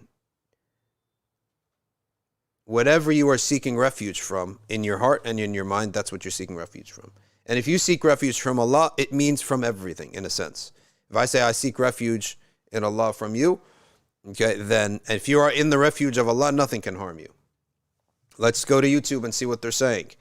Uga Panda, do you know any works in English in regards protecting the wife? I always hear protection of wife, but I don't see much expanding. So what are the harms that could come to a woman? Right? That's it. just ask around. Ask them. You don't need a book for this. Ask husbands. Hey, what does it mean, protect your wife? Huh? What does it mean to protect my kids? Right? Ask them. So I would say online bullying counts. Let's say your wife, for some reason, has some kind of presence online for whatever reason, and people are bullying her. You got to protect her from that. A guy's texting her, bullying her. Got to protect her from that. Call the number. A guy in the supermarket makes a comment to your wife. You got to protect her from that. You got to protect her from hunger. You got to protect her from not having a roof. All that stuff. So that's basically, it's protection. Just ask the Muslim men that got married, what does it mean to protect my wife? Because it's going to be different in this era than in the past. In the past era, if she walked to the marketplace, maybe in certain societies, that was dangerous. There could be a Mongol invasion, right? In the old days. You never know. There's crusaders walking around. Who knows? Different eras are different. Different parts of town are different. Hey, part of town, you walk all day, no one will touch you. And there are other towns in which you can't even take a stroll down the street. I told you this story many times. When I was in New Haven, I was picking up a brother, and he said, give me 5 minutes. So I got out of the car and took a walk up and down the street. He yelled from the balcony. He said, what are you doing? I said, I'm just taking a walk while you come down. He said, get back in your car. You're going to get yourself killed? I was like, what? He said, get back in your car. It's not a street to take a walk, right? And lock your door, he said. I was like, wow, I didn't know that. So every street is different. Parts of town are different. Shockwave, the new X-Men. I'm taking a big step towards marriage. Dua is requested. Another person asks, what to read after istikhara for marriage? He used to do istishara. Istishara, which means ask the people who know this person if they're married, if their marriage quality, if they're marriage ready, all that stuff. That's called istishara, asking the experts. German Ethics Council calls for legalizing incest between siblings. Yeah, clown world continues and is spreading. Like the outright paganism now. Like the stuff that you read in the past, and you're like, people worshipped rocks? How stupid. People worshipped stone gods? How stupid, right? Ancient Egyptians and Persian royalty used to intermarry and commit incest to keep the royal lineage. How crazy. All that crazy paganism is now taking different forms. And all of this comes down to one very simple concept and difference between Islam, Christianity, and Judaism and paganism. And that is, the three religions believe God made you and he is the guide of what to do with your body. He is the legislator. Paganism does not believe that. They render you to be the legislator. You do whatever you want with your body. And two people can do whatever they consent to do to each other's body. If I want to end my body, I have the right to do that, according to this concept. And that's why euthanasia, self-killing, is all permitted now. Suicide, assisted suicide, is permitted. I said it before, this business is not going to work. You can't get repeat customers. Every business succeeds by repeat customers, right? You can only kill yourself once. So, can a woman offer salah when she's not fully covered? No, she has to cover the aura of the same aura that she would cover in front of a foreign man. Everything but the hands and the face. Are du'as at tahajjud always accepted? What can I do to make it more likely to be accepted? Now remember, in the last third of the night, there is a time in which, if you are awake at that hour, it's like a window. Imagine from 3 to 6, from 2 to 5, that the king is going to open up his door and anybody who wants something can have it. But that period of time is like 20 minutes, 15 minutes, 10 minutes, right? So that's shifting. Every night it's shifting. And it may be longer than that. But that's what the Prophet ﷺ, and some opinion is that it's the entire last third of the night. So if you want it, get a greater chance of acceptance, then hit the last third of the night and be up for at least 5, 10, 20 minutes and make your dua every last third of the night. Okay? When you live like this, you will not ever imagine. You would feel terrible if you ever missed the last third of the night. What's your opinion on someone who says Allah's will changes? Where's the executioner? Allah's will changes. Allah has different wills is the correct expression. He has a will for you and a will for you and a will for the asi and a will for the righteous. That is correct. But his will, none of the attributes of Allah change. Ever. Okay? They did never change. Sammu says, I'm trying to practice zuhd. How do I know, though, that it's coming from a pure intention and not from failing at being a high roller in the first place? Cognitive dissonance is at play. The zuhd of the poor is that every day when you're eating, decrease one bite of your food. And secondly, if you happen to be poor, then it does make sense that that's the door that Allah opened for you. Zuhud. It's easy for you, right? Just like the rich person, what's the door that's easy for the rich person to do? Charity, right? So whatever Allah makes easy for you, maybe that's the door He wants you to be in. And how do I know if I'm sincere? When you start getting rich, right? And you have now the opportunity to now buy cars that you couldn't buy before and clothes and homes that you couldn't buy before. Now you have to question yourself. Hey, was I sincere about this? Let's say you support a family and you're a rich guy that says, I commit to supporting this family. And your charity for that family consists of 2% of your monthly income, so it doesn't hurt you. But now you become poor, and that charity becomes 10% and 20% and 30%. Now your commitment is up for question now. So the commitment, you will be tested on your commitment. That's why the Prophet ﷺ said, go easy in this deen, because the deen will defeat you if you go too hard. So go easy. What's your zuhud? Decrease of your food, just one bite each time. That means if I want to pour for myself 5 scoops, take 1 teaspoon and put 1 teaspoon back every day. That's it. That's your zuhud. That's enough.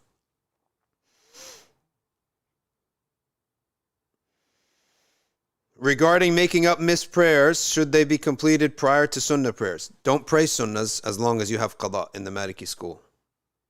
There's no point in praying sunnah if you have qada. You owe me rent, but you came and gave me a gift. I don't want your gift. Give me my rent. Right? That's the meaning. The BJP are vulgar people. BJP of all people criticized it for being vulgar. What they criticized? What? I can't remember what they criticized, but yeah. Anyway, no, but the BJP, these are the last people that you have to worry about.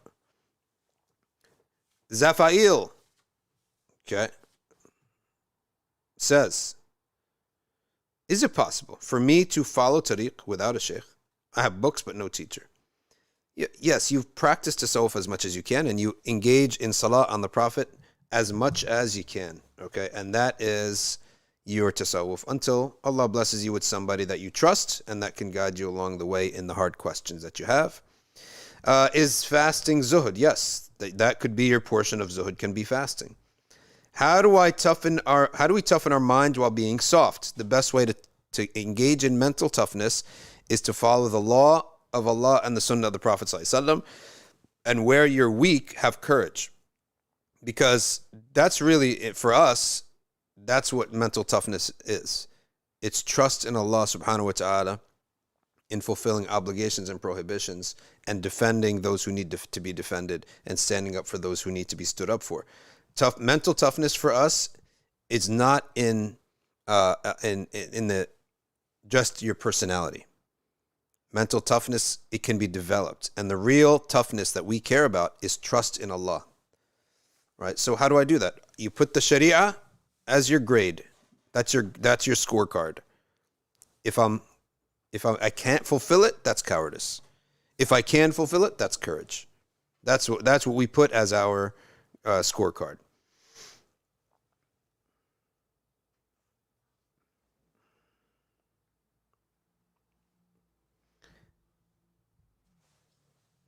This person is saying that they got qada, 25 qada prayers in a day. Can I do 25 fajr, then 25 dhuhr? That's too much. Okay, that's too much. Maximum you should do 5. And minimum 1. So fajr, and then repeat fajr 1 to 5 times. Dhuhr, 1 to 5 times. So let's say I'm committing to do 1 qada for every salah. So if I owe 1 year of prayers, I didn't pray for a year, I hit bulugh, and then I started praying, I don't know how much later, but it's not more than a year. Like 9 or 10 months afterwards. So let's just say a year is definitely less than a year. So you pray every prayer twice for a year. That's how you fulfill your qada. Life of Vader says, how do we balance people who claim to be Sufi sheikh, but their tajweed isn't the best and they aren't scholars? No, you want to go and be involved with somebody who knows the fundamentals of Islam at least. Doesn't have to be a mufti, but he should know his way in and out of knowledge. Okay. Losing faith in dua. It's not losing faith in dua. You need to strengthen your iman in Allah subhanahu. Anytime that you lose faith in dua, read a lot of Quran. Strengthen your iman. Your iman is the foundation of your house. You need to pour some cement in there. Then you will have faith in dua. And dua, it takes time. It takes 4 years to get a high school diploma, which is essentially worthless, right? It's only worth it because society you need it, right? But it's in once you get a high school diploma, does anyone hang a high school diploma on their wall? But it took 4 years to get that, right? So your dua may take 2-3 years. You have to be able to do that. A BA in anything other than IT is essentially useless, right?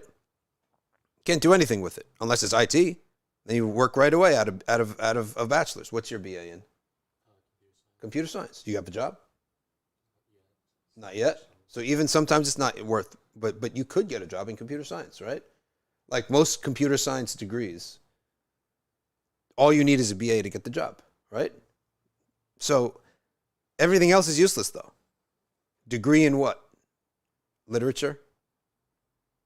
Okay, so you can read. So you can read how to fill out unemployment applications, right? To get some unemployment. Because they're all unemployed, right? This whole thing is a trick. All the liberal arts is to get you to get a master's. And then you get a PhD. Oh, you can't do, it's not enough. BA in liberal arts, not enough. You got a master's. The colleges to employ themselves. You know the bloating of college administration, just giving jobs to their friends. That's all it is. If you go back to the ancient old days of like Cambridge and Harvard, there was like a dean, a bunch of professors, and then like one secretary. Now it's like at every turn, there's an administration and an administrator. They're just giving jobs to their friends because there's too many people who are in higher education who are useless. So they create jobs for them. Like you go to the NFL today. What is this? That's the kicking coach. He teaches them how to kick. That's the equipment manager. But the players can't move their equipment. That's the guy who washes the jerseys. That's the guy who teaches them, the receivers, how to catch. This is when he teaches the linemen how to block. Go back in the time of Vince Lombardi, there's a head coach and an assistant coach. And an administrator. He hires the team bus, he washes the jerseys, he does everything. Oh, this is the sideline coach. This is the guy who feeds them water. That's one of the craziest things. You got a guy, a lineman, he's 80 pounds, and this little woman comes, giving him a drink. And this guy, giving him a drink through his mask. What, he can't do this?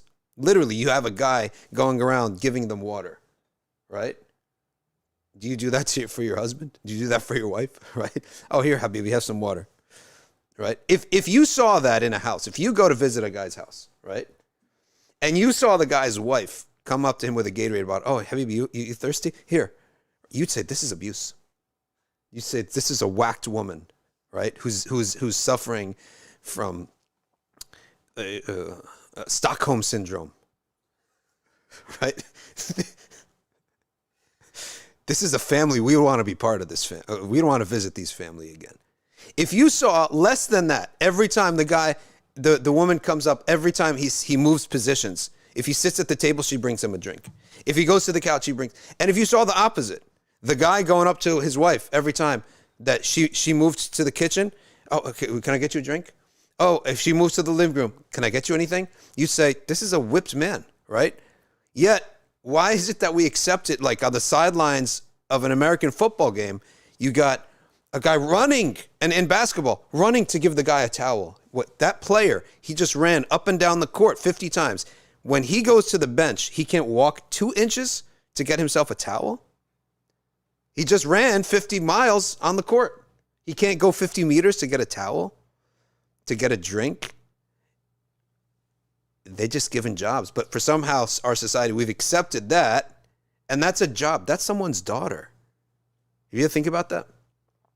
There's a guy watching the game. His own daughter is going and giving drinks to these sweaty, disgusting 500-pound linemen who they don't even know. You're serving him so slavishly and giving him a towel to wipe his disgusting face. Right? Weird. We should have put that part of Clown World recreational outrage.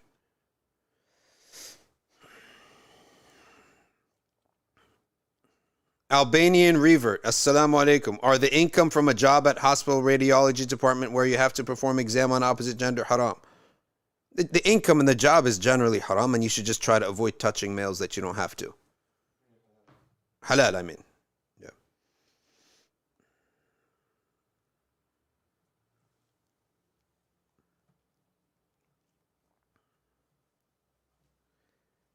Anam Lodi. I have a BA in philosophy and sociology. Ended up going into teaching. That's all they could do. Oh, that's why all these, by the way, all these trans and all these woke liberal arts people, that's why they go into teaching elementary school. That's all, like skill-wise, that's all they're good for. Skill-wise. But also it's part of the agenda to make them all part of them. To preach. To groom. A Lodi. Now we have Q Lodi. Must be twins. Hanzala Sikha says, I don't understand what's wrong with that. More job opportunities, more economic growth. It's all a waste of time. Because they're useless positions. Right? I prayed Dhuhr at home and ended up going to the masjid a little later and they were praying Dhuhr. You joined them. Yeah, you joined them. Faradinho. I guess he's from Brazil, or it's a girl from Brazil. Are we going to keep our names in Jannah? Yes. Yes. And you may have added names to you. You may get new names too.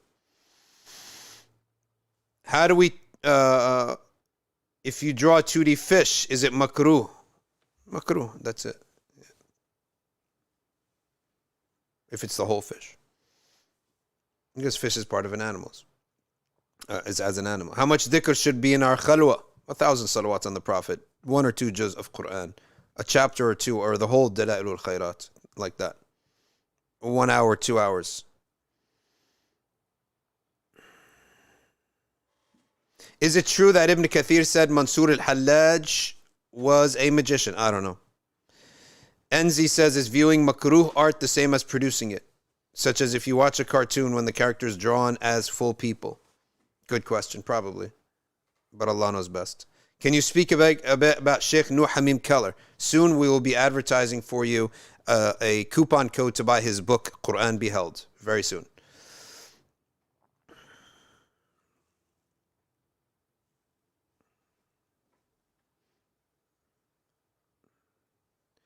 Using the Fourth Amendment. Hellish Razor. I think he meant the Fifth Amendment, where you don't speak. Can you pray make-up prayers in congregation? Yes. What is your opinion on someone who says Allah's will change? We answered that, and we said Allah's will is an attribute of His. They never change.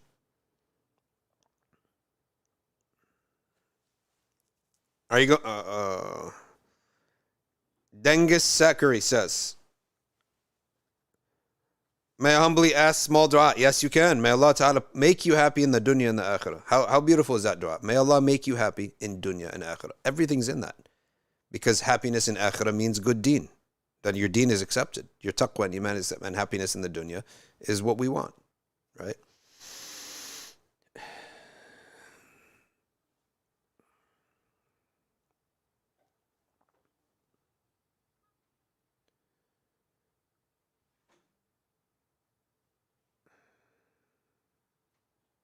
Trying to get through the questions. There's a lot of talking back and forth. So,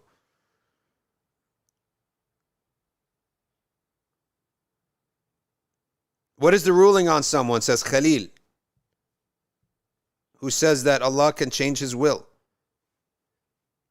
We say about that is that what you learned about Allah's will changed. What the person means, I think, is the saying that, for example, stories where a person was told that they have a limit, then they made dua, then they received it, the matter, whatever. What we say about that, what you learned, your knowledge of Allah's will changed, not the will of Allah subhanahu wa ta'ala. Okay. All right, Khadija Asif says, do we have to do 2 rak'ahs of the masjid when you walk in during the khutbah of Jummah? No, we're not allowed as Malikiya to do that. We have to listen to the khutbah. We don't pray while the khatib is speaking. Most of my known relatives married their cousin, then they're healthy and they have children. There's a debate about marrying cousins.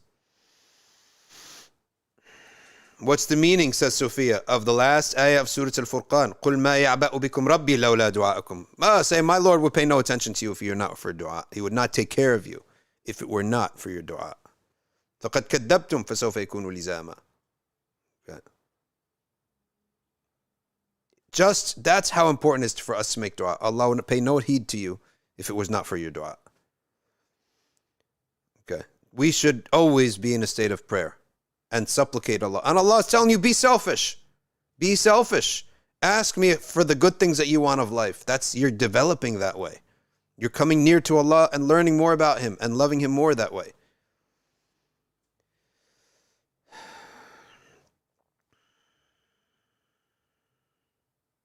Dr. Idi Diabwa says, what about some books written by Sunni scholars with the intention that they will suffice a person even if the person has no physical shaykh? It means that will suffice a person's knowledge, or as a regiment of their dhikr. That's what it means. But you always need a human living shaykh because you have human living problems. And it's very good that you'll need to bounce them off them. So someone says like Khalil, Mukhtasar Khalil. It suffices you in fiqh. Yeah, but I still need someone to help me answer the new questions of life. Or my certain X factors that developed in life. That's what the purpose of shuyukh are. Okay?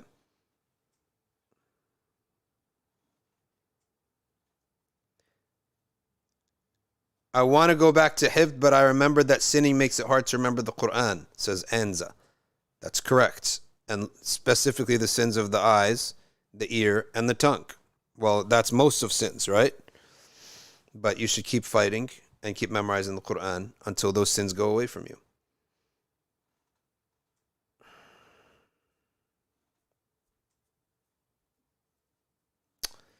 Reem, I don't understand why you have to redo the prayer if you're considered not even Muslim when you miss the salah.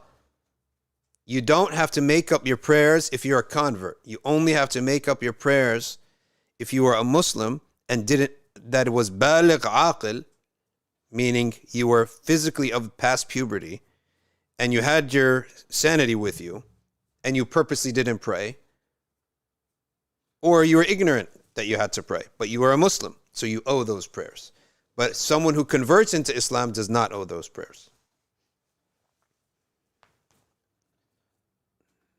Fadl, what do you have to say today? Dr. Idi says, what's the judgment regarding a tariqah that has no long chain of sheikh back to the Prophet, but simply from the sheikh directly? And he says the dreams of the Prophet, and that's my sheikh. we say he would be judged by his peers who do have a Senate. That would be his Senate. If they judge him to be, yes, he is upholding the Sharia and his guidance is correct and his method of guiding you is correct, then that becomes his Senate. His peers become his Senate. He has to get that. So in a sense, he's still getting a Senate, but from his peers. His peers are confirming him. Then we can go with him. If his peers, who are shuyukh that have a Senate, and they were trained, and they have isnad, and they stamp him, their stamp of approval, then khalas. Then you can follow him and benefit from him. But if he's without any of that, no Senate, nor do his peers say anything good about him and give their stamp of approval, then I would hesitate.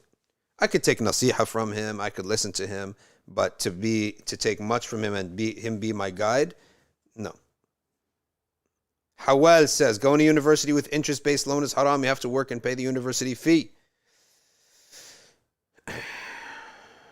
Yeah, that's it. That's a problem, though. It's a big problem. There's no answer to that. What's the issue with job creation? It's waste of time. It's if it's useful, fine. If not, you're just wasting everyone's time and you're just bloating the tuition for no reason. That's the problem, right?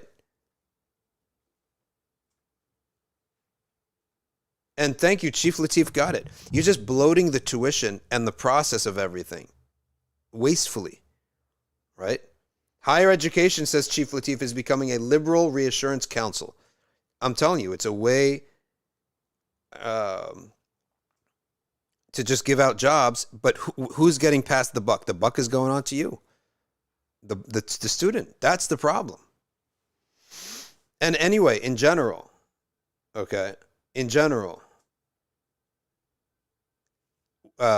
inefficiency is bad for society. When you create like a role just to give someone a job, but that cost is going to be passed on to the buyer, it's very bad for society. All these comments on that dream woman who comes and gives her husband Gatorade, just like the NFL water boys and water girls are doing that. Okay.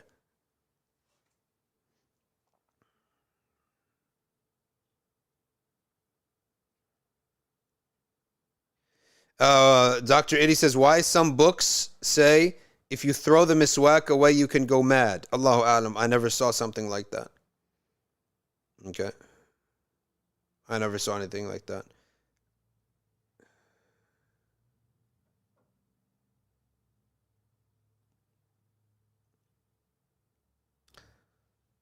Khalil Hamza says, careful, these Atharis say God changes. Allah, I didn't see that, but we say the attributes of Allah subhanahu wa ta'ala never change. Change is for the creation only.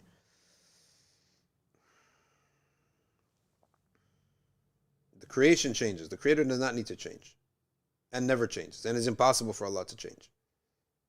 Mustahil aqlan, meaning it's a contradiction. When I say it's impossible, it means it's a contradiction.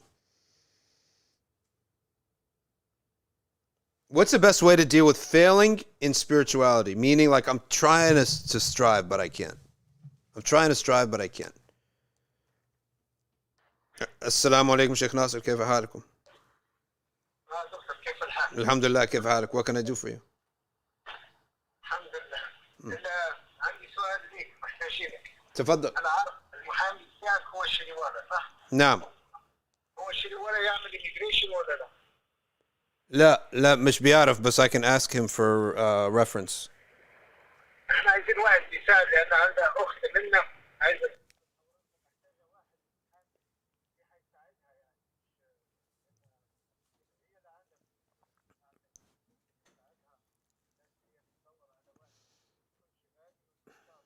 Okay, مش مشكلة. أشوف لك immigration lawyer إن شاء الله. نعم إن شاء الله. بارك الله. شكرا. وعليكم السلام ورحمة الله. If you're an immigration lawyer in New Jersey and want to do a pro bono job, let me know. Is wearing كحل considered tabarruj? لا.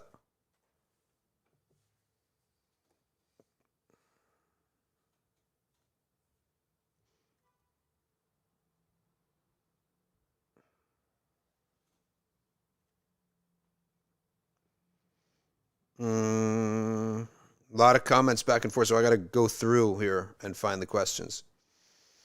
What do you say about those who accuse Sheikh Nuh Keller of being a Deobandi? I'm not interested in these debates, to be honest with you. No, Sheikh Nuh is Sheikh Nuh. My commentary doesn't matter about him, right? To be quite honest with you. And there's a book refuting him called The Killer Mistake. Oh, Allahu Alam. I don't go into those things, to be quite honest with you, about the other shuyukh. Who of us is going to do what Sheikh Nuh has done in Shafi'i fiqh, his translation of the Quran, all of those things? I'm going to go and give a comment about him. And then they accuse him, oh, he did this and that in the school and blah, blah, blah. He didn't rein in the people. It's hearsay to me.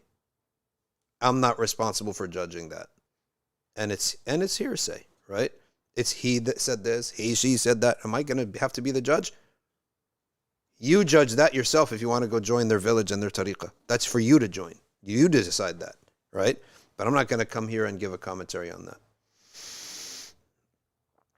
I'm not a judge. So you ask me, should I go live in their village?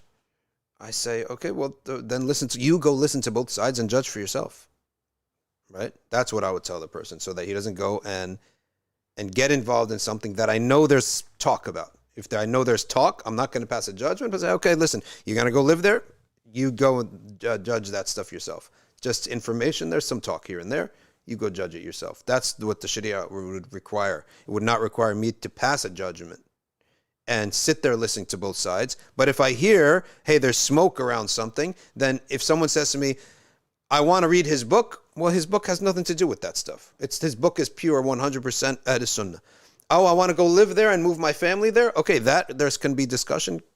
People said this and that. You can go and investigate yourself. And that's my duty to you, my nasiha to you, my sincerity to you, is by telling you, and you're right upon me, to tell you, okay, there was some talk. I'm not judging what the talk was, but there was some talk. If you want to go take your family and move there and go to that school, go and investigate.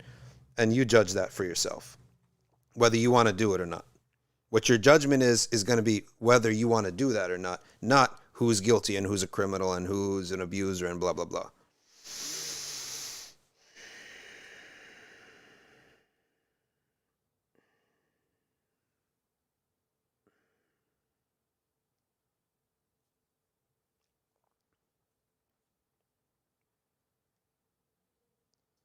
Diana says, can I fast Friday? Yes, you can.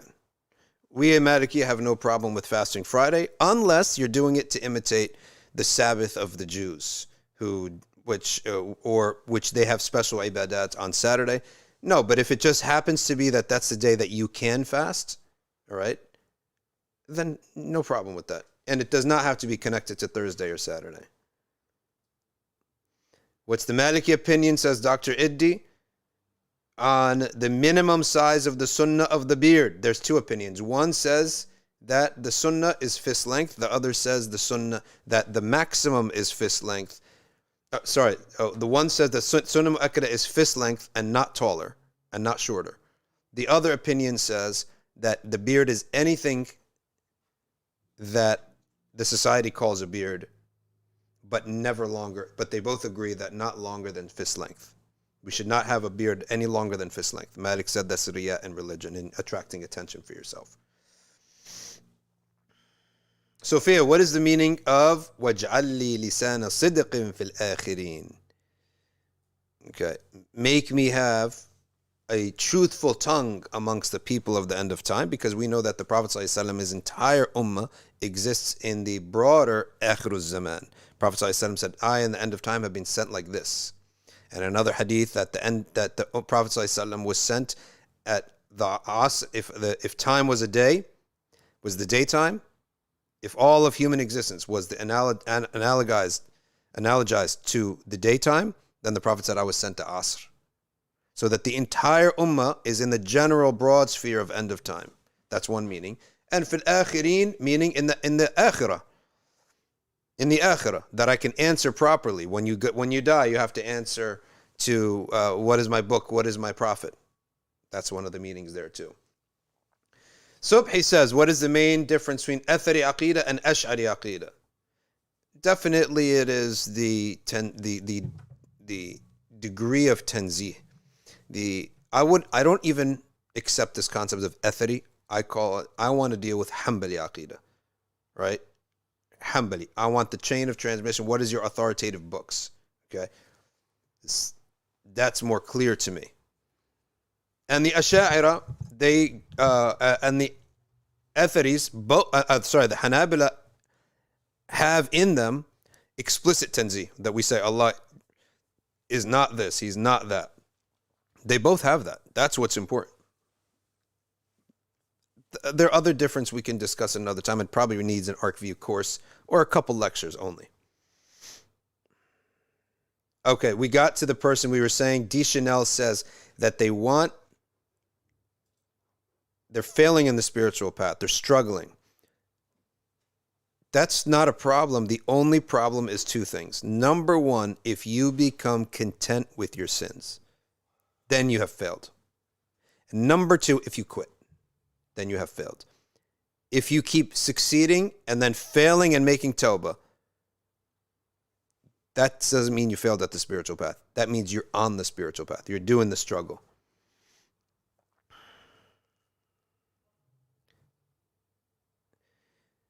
Anam Lodi says, to be honest, humanities degree have value if you study at a top university like studying philosophy at Oxford or LSE, that you go into investment banking. It says Luqman, choosing a sheikh in the spiritual path. You just have to struggle, and Allah will open for you the doors. Go visit the different gatherings, and Allah will open to you a door of someone that you connect with. Mu'mina says, I'm struggling to marry and find a brother for marriage without a family connection. I would say consistently attend gatherings and classes. And including, oh, by the way, you could be a candidate for Mawadda. nbic.org/Mawadda. Someone type it in there. nbic.org/Mawadda. And you sign up with them, and they will look at who else signed up with them. And then they will call you or contact you and email you and tell you that you're a match with so-and-so. Okay.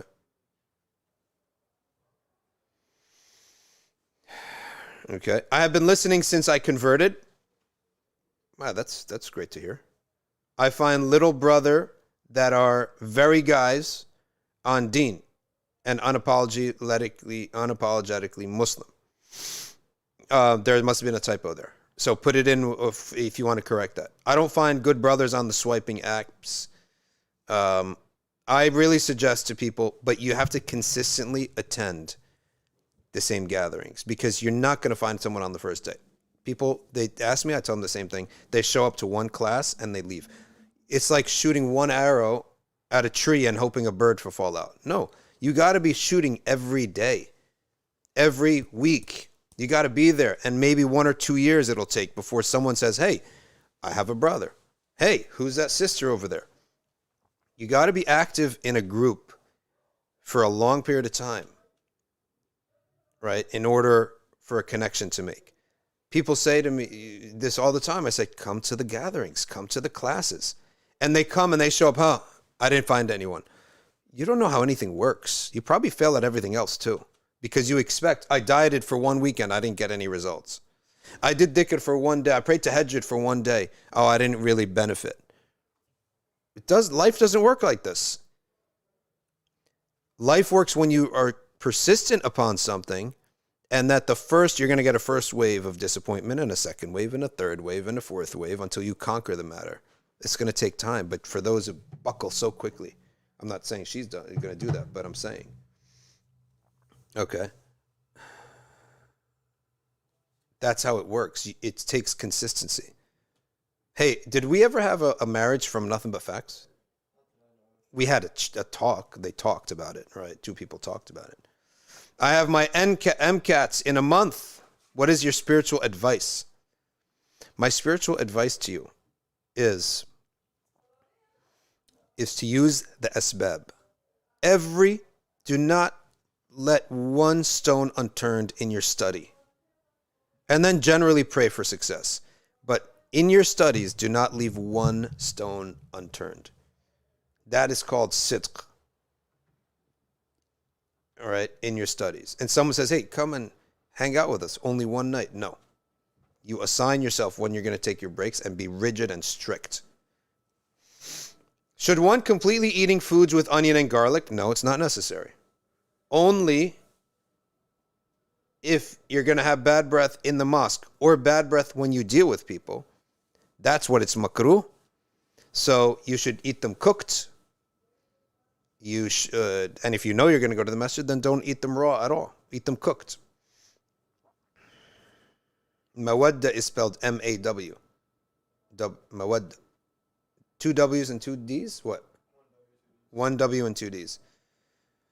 Is it compulsory to link or follow some single imam's fiqh if we get an authentic hadith against that fiqh?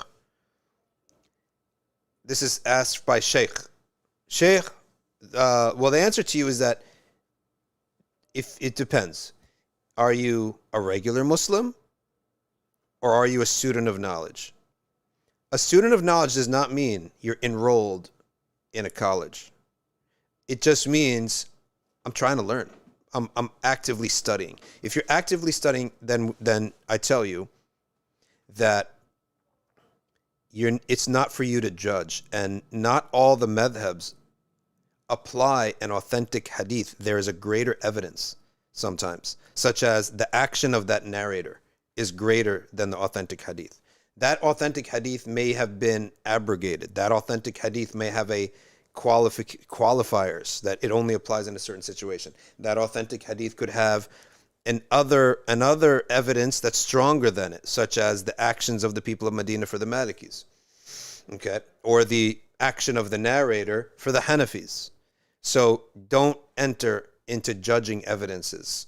If you're a student of knowledge, go choose a madhab, and your effort and your mind should be in which madhab is most worthy of following.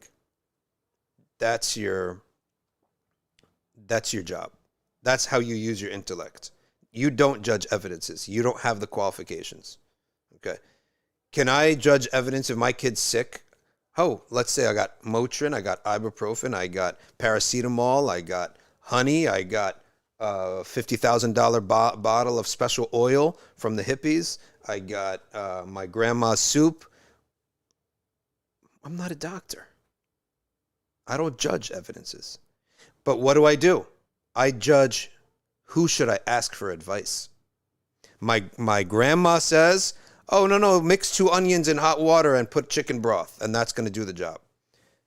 A website that I'm scrolling through says, no, just buy a $50,000 piece of oil and rub it on her forehead 3 times. And my doctor says, just give her 2 ibuprofens.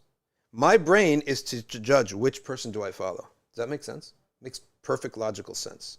I don't judge the evidences because I'm not a physician. The physician will judge. The physician will say, oh, you two bottles, 2 ibuprofens should do the trick. I hope that answers the question for Sheikh. Sister Mu'mina says, I attend the halakha at masjid every week and I take Islamic class in local institution, but of course brother and sister are separated. I don't find marriage there. You will, I would say, continue.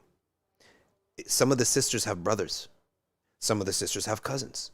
You're not going to necessarily see Prince Charming walking across the aisle of the masjid, right?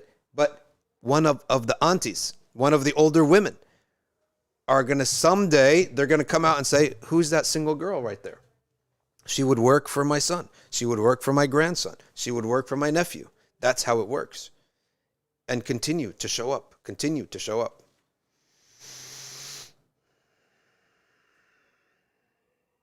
What is your advice, says Cherry Q, for young adults who want to memorize Quran but fear their memory is too weak? Memory is a muscle. The more you exercise it, and you exercise it in small dose, then bigger, then bigger, then bigger, then bigger. I guarantee you, if you follow the Mauritanian way, you'll memorize. What's the Mauritanian way? 5 ayahs, repeat it 300 times a day. You cannot not memorize it. Something's wrong with you if you don't memorize it. And they say if we can't memorize it after 300, then 300 more. Like, you have to memorize it. But it'd be slow. So what your correct worry is memorizing quickly. Anybody can memorize slowly with a lot of repetition and a lot of time. Can you take marriage advice from someone that doesn't pray salah? Yes, you can. You can take worldly advice from someone with worldly experience, right? But you cannot take religious advice from someone who doesn't practice religion. You can learn engineering from a kafir. Human relations and communications, yes, a kafir can be good at it. A fasiq can be good at it. A very bad Muslim could be very good at a worldly matter. It happens all the time. Mu'mina said, sorry, I had a typo. I find few brothers, little brothers. You mean few brothers that are striving in deen. Keep going to the masajid. I guarantee you, inshallah ta'ala, over time, you will find good people in these places. Is it haram for a man to use a pillow with silk covered to protect the hair from being damaged over time? Ya salam. Prince Charming does not want to ruin his hair with a regular pillow that we all sleep on. The answer is yes. Oh, dear Prince and Fabio over here, who, with his Brad Pitt blonde locks, does not want to ruin his hair. Sleep on a regular pillow with you, will you, before we grab you and shave your head? You cannot be that vain. Okay, love your hair, wonderful. How is your hair going to be damaged? Watch after this. He said, no, I have hair cancer, right? And I'm like, oh, now I have to feel guilty for you, right? For making fun of you. But no, that is not a valid excuse for our beloved prince here to ruin his hair. Why don't you get a masseuse? Hire a masseuse. Hire a cuddler, right? Well, maybe that's the I hope it's not the questioner who we just roasted here. But I've never seen anything like that before. And it is not a valid excuse to use a silk. And by the way, you don't need to. There's all sorts of non-silk fake stuff that is halal for you to use. Even if it has the same feeling as silk, but it's not silk, it's halal for you to use. No problem. Ladies and gentlemen, nice stream. Well done. Jazakumullahu khairan. I'm really happy that you all came out and were able to do this. Aqil Muhammad, what do you know about this? Aqil says, oh, Sheikh, it's for curly hair. Okay, God forbid that your hair curled up. Go wet it, dry it, get a blow dryer if you really want to do that. Okay, for curly hair. It's an African thing for curly hair. Well, we're all African and we have curly hair, right? And we never heard this before. A Lodi, oh, this is a thing apparently.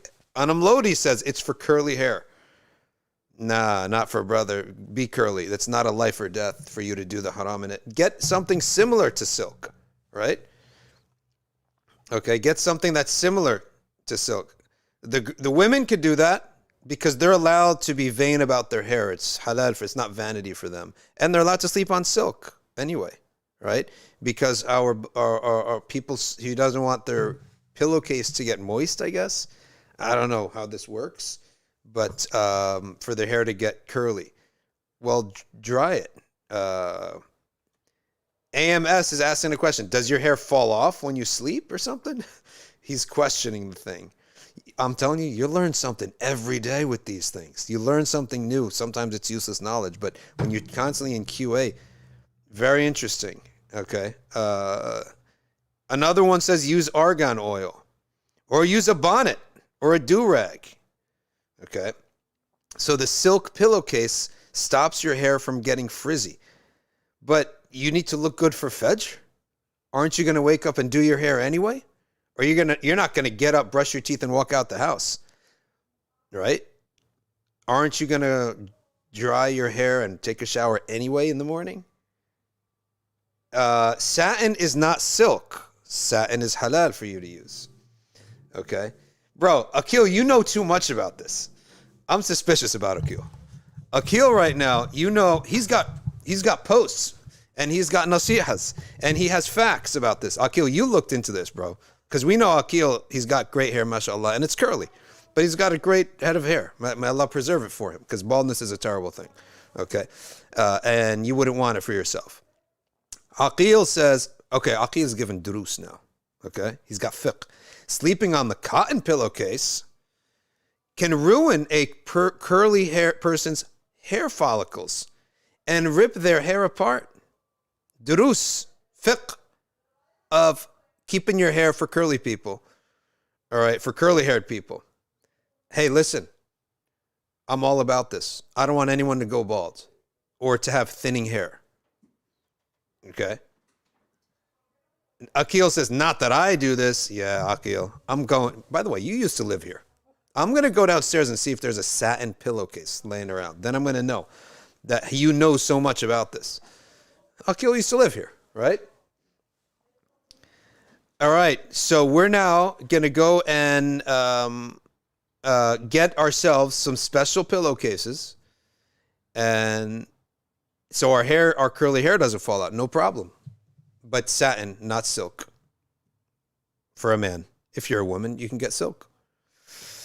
Okay.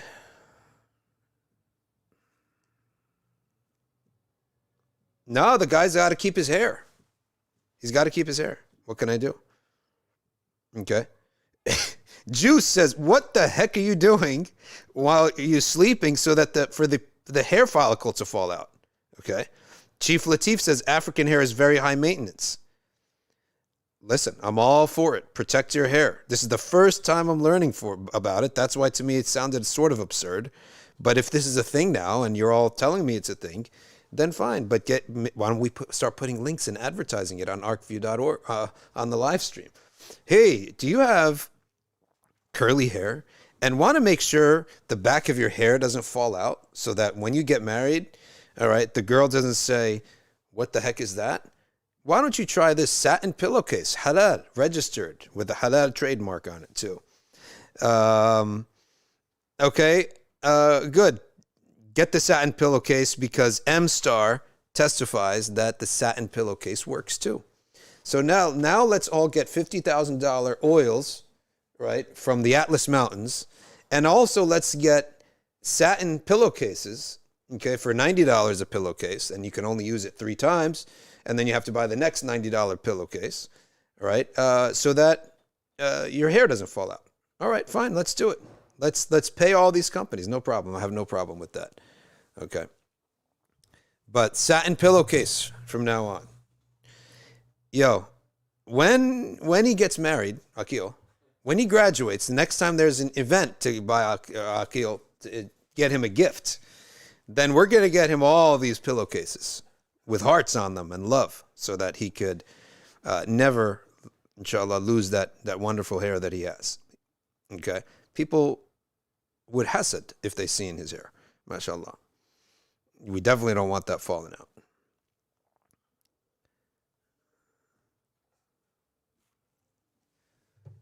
All right. I'm telling you, you learn something new every day. My guy has his girl pouring water into his mouth as he reclines on his fine silk pillowcase, his hair done up, and his kids giving him a pedicure. That's exactly it. SubhanAllah. Yo, we need call-in shows. We need to imagine if this was a call-in show. Reading the comments is fun, but Subhanakallahumma wa bihamdik. Nashhadu an la ilaha illa anta. نستغفرك ونتوب إليك والعصر إن الإنسان لفي خسر إلا الذين آمنوا وعملوا الصالحات وتواصوا بالحق وتواصوا بالصبر والسلام عليكم ورحمة الله وبركاته.